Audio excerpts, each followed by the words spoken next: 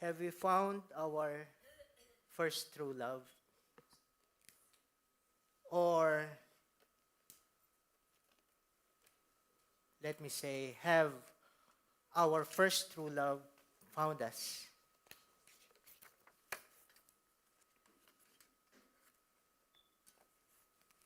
Now, the thing is,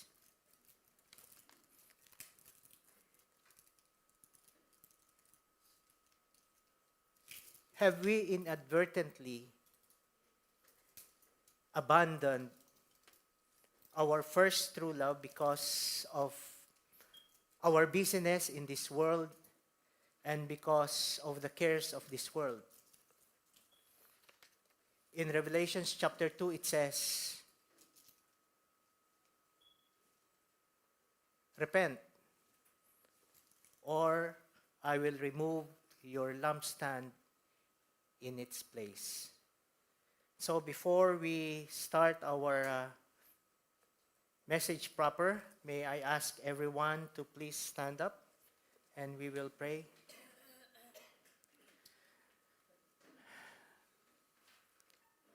Lord, we just want to kneel before you, praise you, glorify your name, and worship you.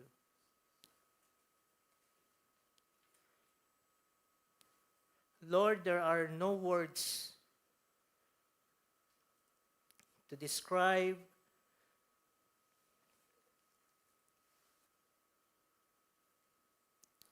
the love that you have given us.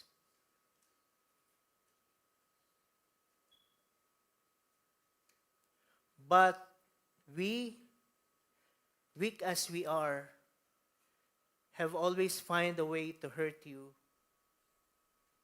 to abandon you,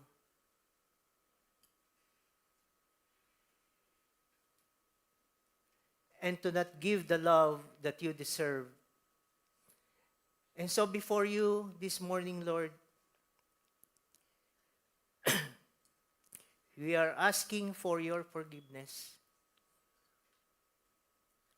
for all the hurt that we have caused. We know, Lord, that you are faithful. And we know, Lord, that you will never leave us nor forsake us. So, Lord, this morning we want to renew our love for you. Thank you, Lord, for your faithfulness. Though weak as we are, Lord, though feeble as we are, Lord, your strength is the one who's going to made us through this life's journey.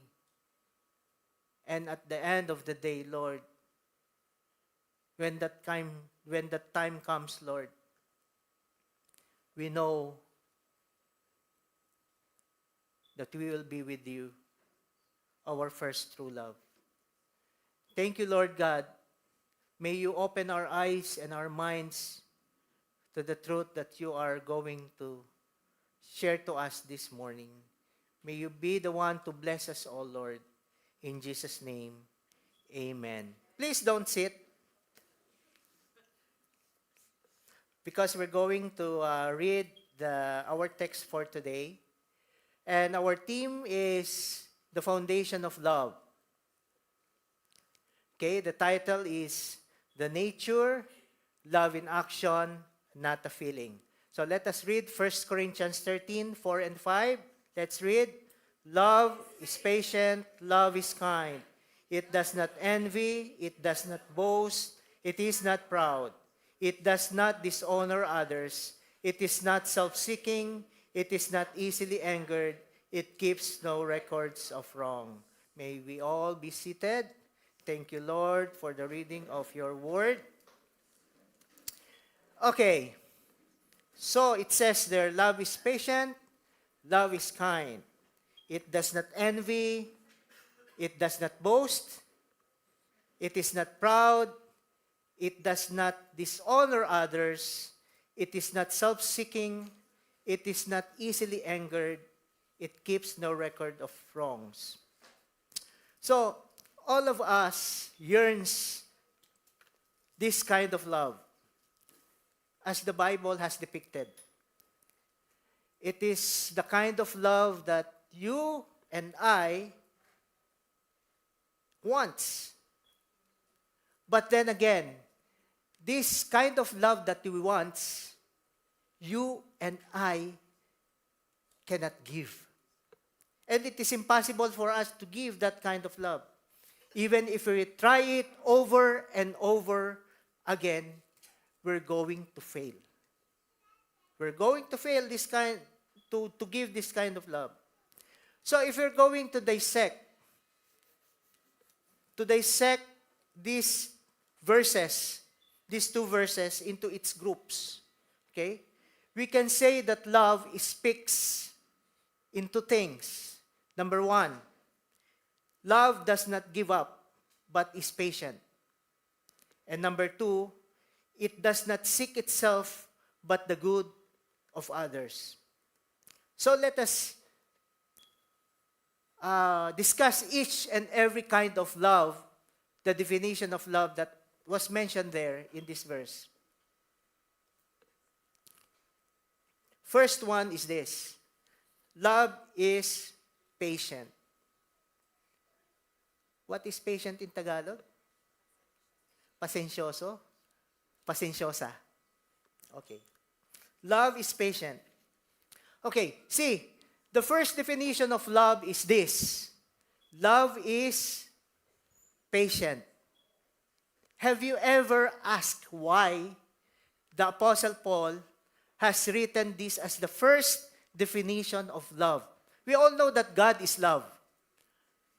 But then what did Paul made use of this word as the very first thing that defines what love is?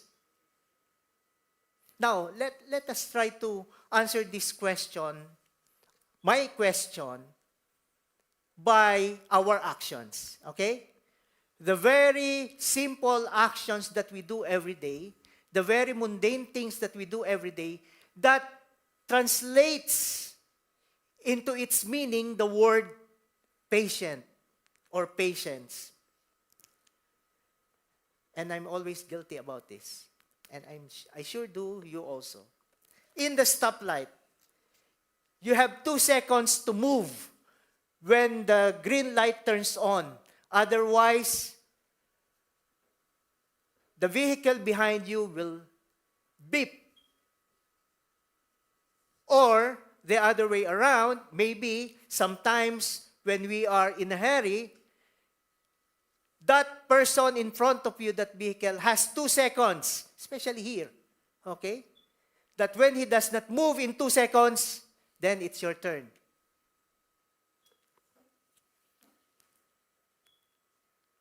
Have you experienced to be in a line?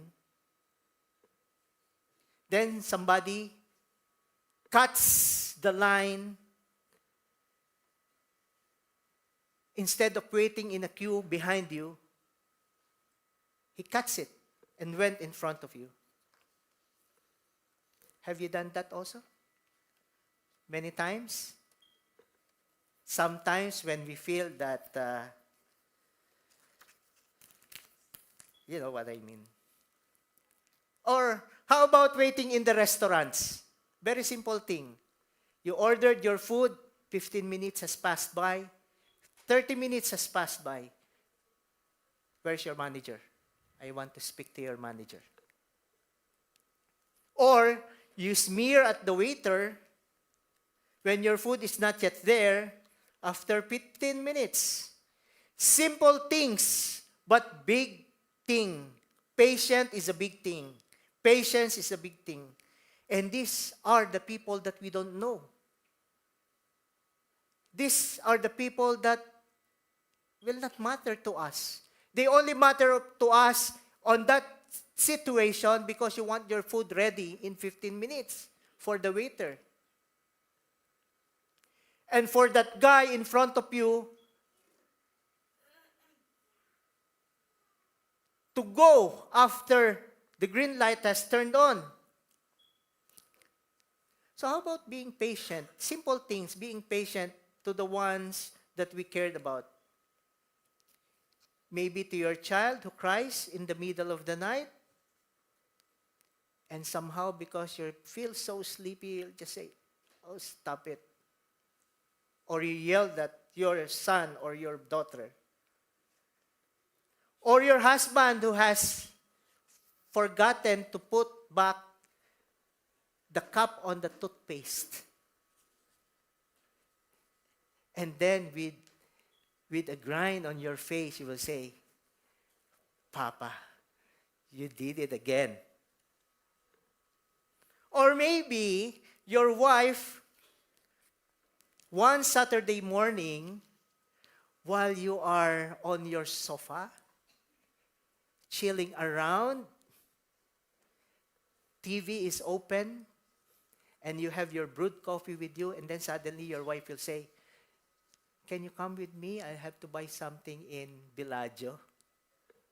And then, with your eyes blazing, you will say, oh, really, you don't get tired of going to Bellagio? And so on and so forth. So what do we get from all of these examples? So simple, so mundane, but then again, it requires a lot of patience. So if we cannot endure the traffic in Doha, how can we endure the traffic in EDSA? If we cannot endure our child crying, how can we endure a relationship with our boss who goes, I heard that tantrums of one of our brethren here, the tantrums of his boss every now and then. Now imagine that patience is our skin. Just imagine, your skin is your patience. Okay? Your skin is your patience. The outermost part of your body, or shall I say, the most exposed part of your love. Okay? Your skin.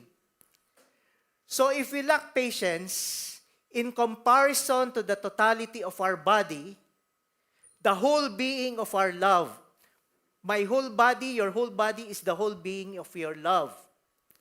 But then, the most exposed part of your body is your skin. And by saying that is your skin, the most exposed part of your love is your patience. Get me? Okay. So means that the lack of patience, our love is akin to what? To a love that is skin deep only. Ganun lang kalalim ang pagmamahal. So February, they said, is Love Month. Is it? Love Month?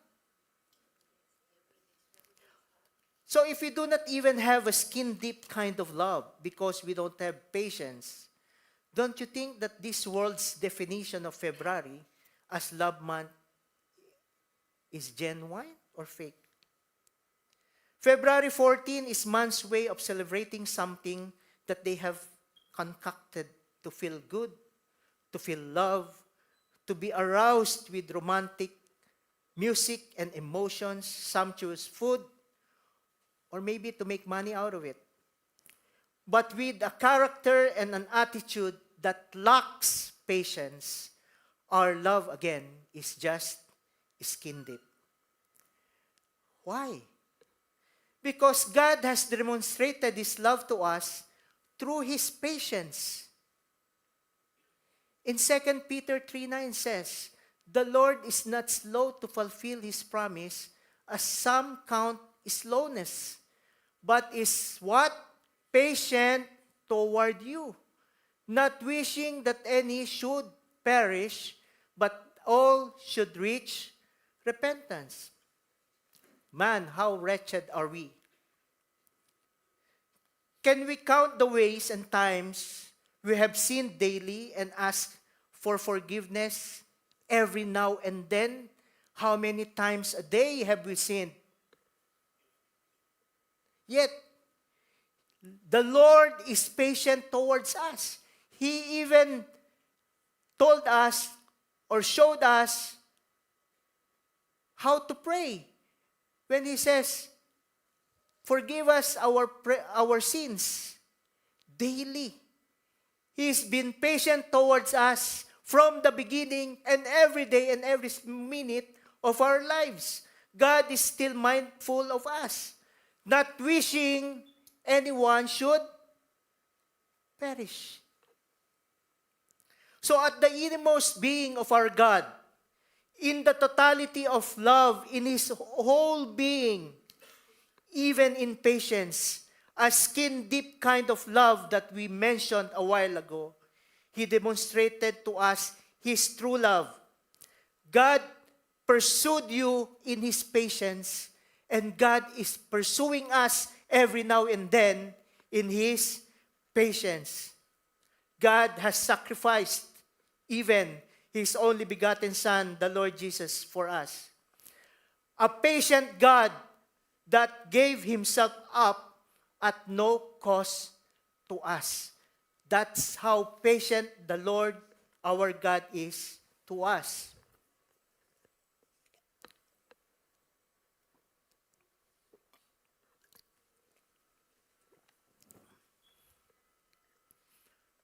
Now,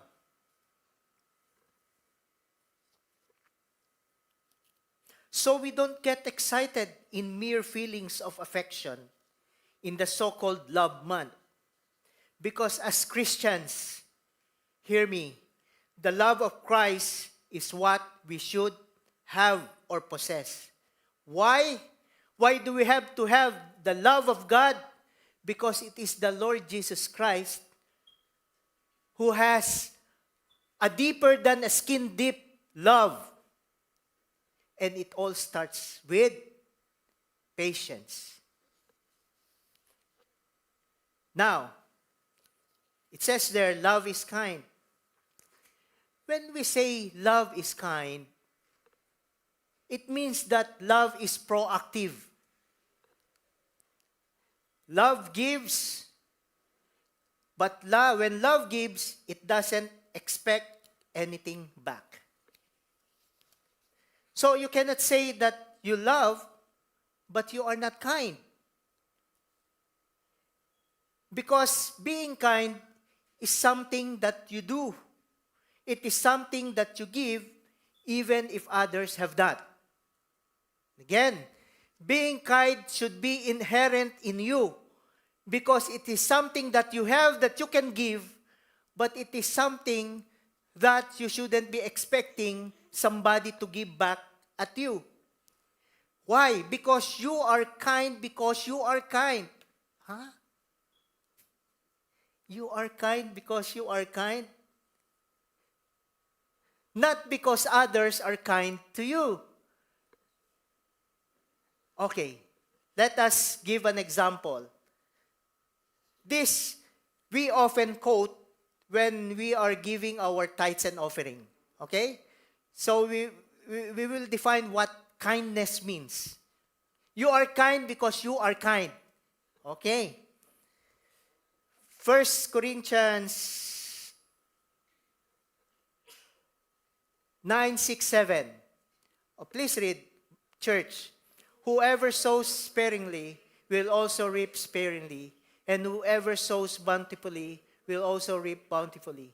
Each one must give as he has decided in his heart, not reluctantly or under compulsion, for God loves a cheerful giver. Okay, what did you notice?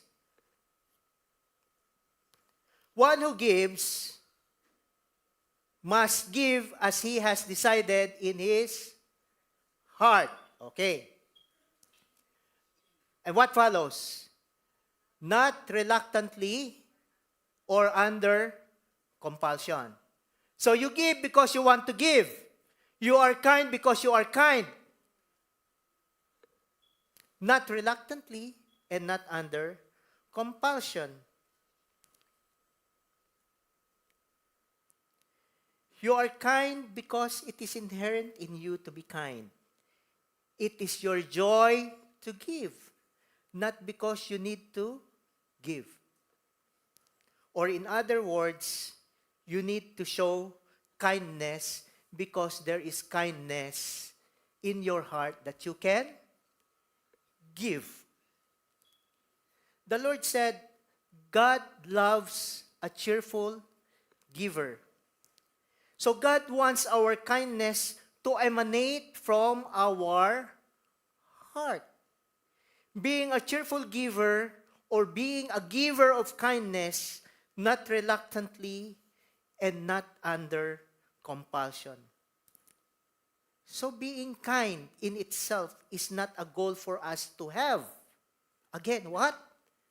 What are you saying?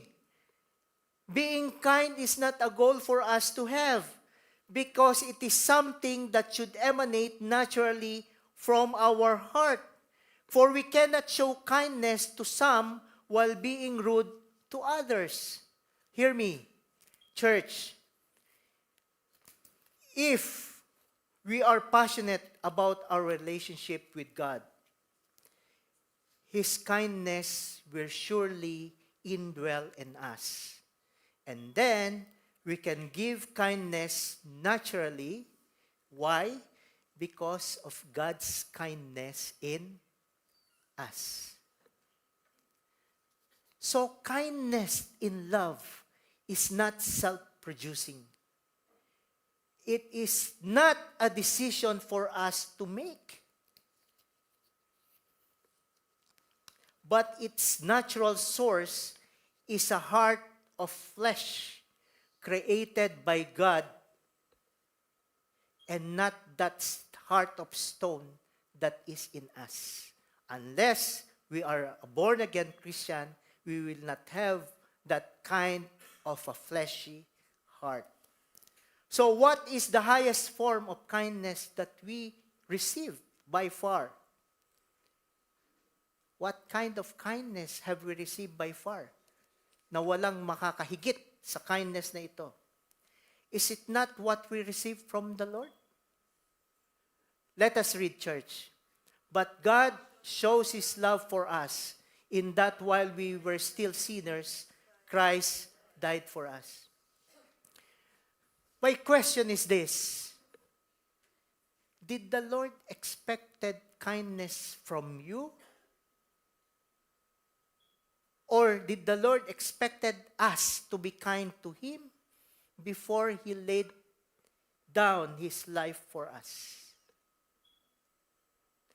It says there, but while we were sinners, He died for us. Church, God has shown us the right kind of love in patience and in kindness with the completed work of Christ on the cross. Remember that. It says on the following verse, love does not envy, love does not boast, and love is not proud. These three negative attitudes, that is the opposite of love, has been in existence before the world began. So it is your nature, it is my nature, our being. These three are in default. These three are in our character unless we were born again. So from the earliest days of our childhood, if we remember well, these three are always present in us. So when we don't have the kind of toys that our kalaro has, ano ba English ng kalaro? Playmates has, we tend to envy them. But when we have the toys that others don't have, what do? We boast about it, right? We are very proud to wear our nicest clothes and the shiniest shoes to show it off to our friends. This is our selfishness in disguise. Who doesn't want to be the first? Who doesn't want to be the best? That's what this world is teaching. You have to be the first in the class, and you have to be the best of the best. And that is what the world, the social media is peddling today. And what is that? Self-love. Be proud, just do it. So I remember the song over and over again. I kept on repeating this in the pulpit. It says, by Whitney Houston, to love yourself is the greatest love of all. Right? Hindi ko yata nakuha yung tono. Okay. Whitney Houston says in his song, to love yourself is the greatest love of all. Right? Or shall I say, to love yourself is the greatest lie of all. Because the Bible says otherwise. Mark 12:30-31, please read. Love the Lord your God with all your heart, with all your soul, and with all your mind, and with all your strength. The second is this, love your neighbor as yourself. There is no commandment greater than this. Now, what did we say again?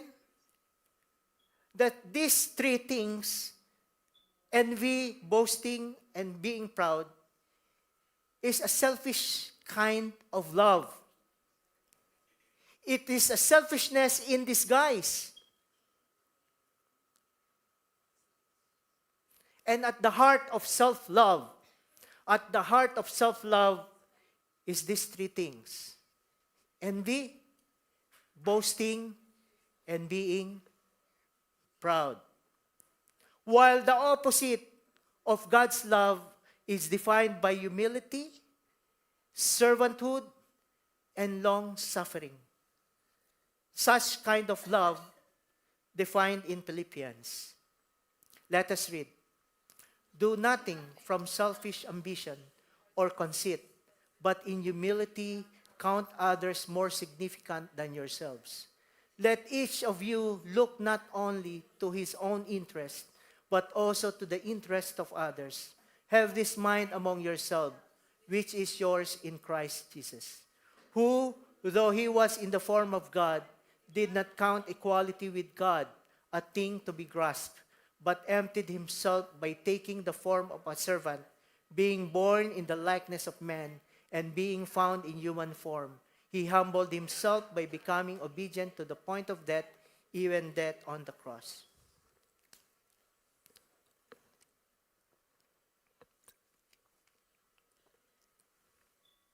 Now, the kind of love that Jesus gave is not an envious kind of love. It is not a boastful kind of love, and it is not a prideful kind of love. Not insisting on its own way, but doing what is good for others, having the mind of Jesus. How is the mind of Jesus? He humbled himself on the cross, even giving himself for us to die. So we pray that the Lord will instill in us the Jesus kind of love, an emptying himself love in the form of a servant to serve others. That's the right kind of love that the Lord Jesus has shown us. Now, another kind of love. It says there, love does not dishonor others. Again, we may wonder, how can we fulfill these requirements of love? Ang dami naman. Did the Lord ever give us an example to follow? There. Let us read. John 10:17-18. Church, read please. The reason the Father loves me is that I lay down my life in order to take it up again. No one takes it from me, but I lay it down of my own accord. I have authority to lay it down and authority to take it up again. This charge I have received from my Father. We see that Jesus' love of the Father has caused him not to seek his own good, but that he laid down his life. And he says, this charge I did, he says, he received from my Father. So what do we get from this? How did Jesus was able to love? To be patient and to be kind, not to be jealous, not to be proud, not to be selfish. How? Because Jesus' love is anchored in his obedience to his Father. Again, Jesus was able to give this kind of love to you and to me because he has anchored his love. His love is anchored in his Father. So now, my question again, are we able and capable to give this kind of love also to our neighbor? Yes. Now we can truly say yes. But one thing that we should do, we should be obedient just like Jesus is. We should anchor our love to Jesus. If we don't have that love in us, if we don't have the love of Jesus in us, then forget about being loving.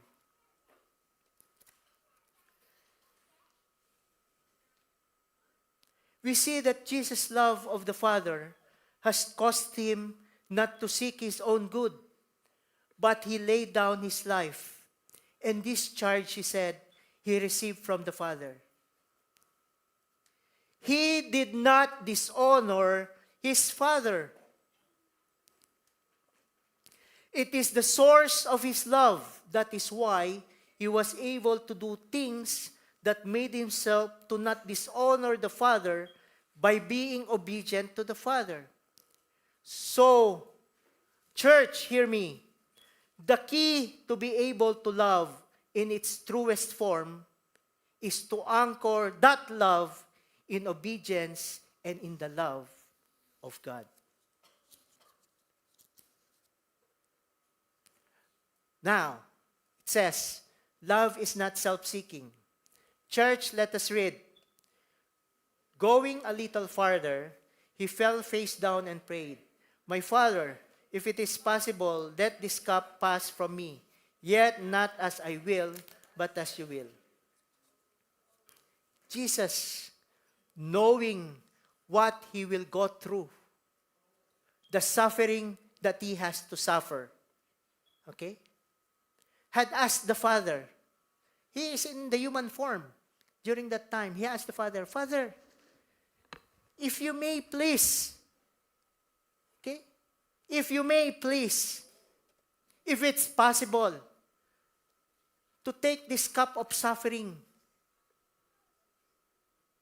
pass from me.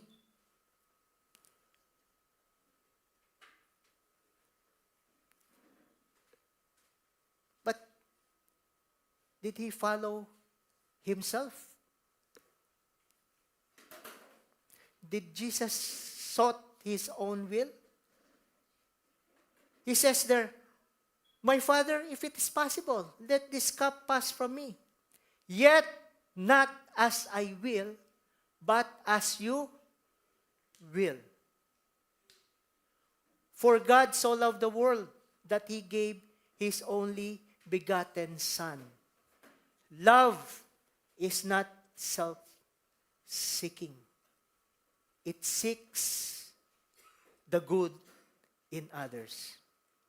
Hebrews 5:8 says, "Although he was a son, the King of kings and the Lord of lords, but he learned obedience from what he suffered." Love is not self-seeking. The Lord has shown that to us. And lastly, it says there, love is not easily angered. It keeps no records of wrongs. Exodus 34:6 says, "Then the Lord passed by in front of him and proclaimed, the Lord God, compassionate and gracious, slow to anger, and abounding in loving kindness and truth. Brothers and sisters, this description of our God is always mentioned in the Old Testament. God is loving towards us even though we were rebellious. So let us take a moment and realize how unlovable we are. Check for yourselves how unlovable you are. And let us see how wonderful is the love of Christ towards you and towards me. When the Bible said that love does not dishonor others, it is not self-seeking, it is slow to anger, and does not keep records of wrong, our response should be, Lord, how can I get that kind of love? How? Focus your eyes on Jesus, on the cross. There, we will find the reason why we love. We are to recall how deep is the love of Christ, the foundation of love that we all should have, not the fake and conditional love that this world peddles, but the true love that God has shown us through His Son, the Lord Jesus, who died for us because of His love for us. Church, let us all stand.